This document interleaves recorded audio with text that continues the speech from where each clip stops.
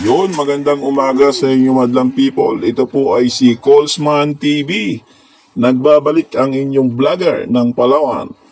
Kung bago pa lang sa aking channel, please like and subscribe and click the notification bell para lagi kang updated sa aking mga bagong videos.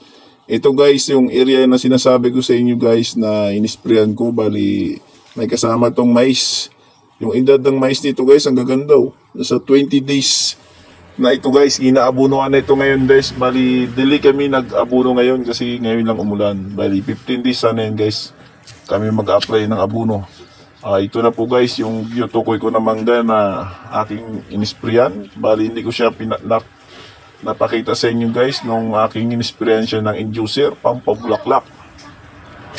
Ang kagandahan dito sa mangga na ito ay solo lang siya sa area.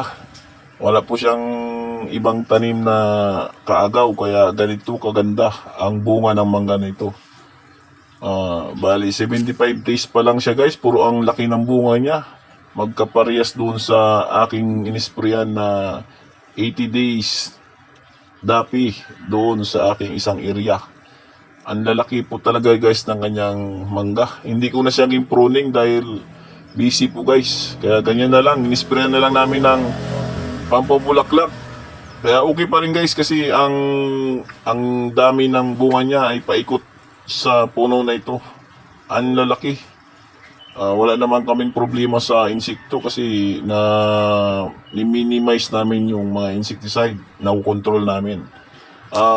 Ang bali guys, kakatapos lang namin pala na pag-spray sa mangga na ito. Hindi ko na napakita dahil wala po akong kasama. Yung kasama ko kasi na bata na nag-spray nito ay ayun, nagpapahinga.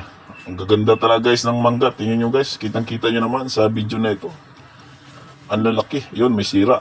Tanggalin natin guys kasi ano yan iitlog pa yung mga insekto dyan. Ang gaganda guys oh, ang kikinis. 75 days pala yan guys, pero ang laki na ng bunga niya. Yan po ang tiyatawag namin na manggang kalabaw dito sa Palawan. Yun, kagandahan lang dito sa area na ito, malinis. Walang masyadong damo kasi kakatanim lang ng mais. Ayun pala yung kasama ko na bata guys na nag-spray. Ayan si paring Bugoy. Kung bago ka pa lang talaga sa aking channel, please subscribe and like. Huwag niyong kalimutan na i-share ang aking channel. Guys, sa sunod na topic natin guys, ipapakita ko sa inyo guys yung dalawang puno doon sa taas na i-spray natin kasi medyo matanda na yun guys. Yun yung dalawang puno na yun Ayan pala guys, may mga tao doon na nag-aabuno. Inaabunuhan yung mais. Ganon sa amin dito guys. Pag umulan, aabuno kami ng mais. Yun ang time namin na pag-abuno. Yun lang guys, maraming salamat. Andiyan lang po.